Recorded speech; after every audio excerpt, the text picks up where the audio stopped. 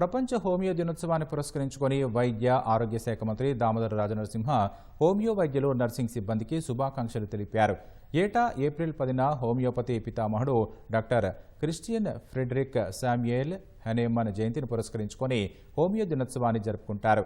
ఈ సందర్భంగా వైద్యులకు శుభాకాంక్షలు తెలిపిన మంత్రి హోమియోపతి ప్రపంచవ్యాప్తంగా ప్రాచుర్యంలో ఉన్న వైద్య విధానంగా పేర్కొన్నారు.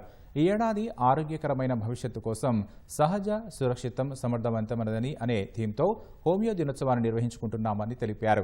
ప్రజలకు హోమియో వైద్య ప్రాముఖ్యతను తెలిపేందుకు ఆయుష్ విభాగాన్ని మరింత బలోపేతం చేయనున్నట్లు మంత్రి తెలిపారు.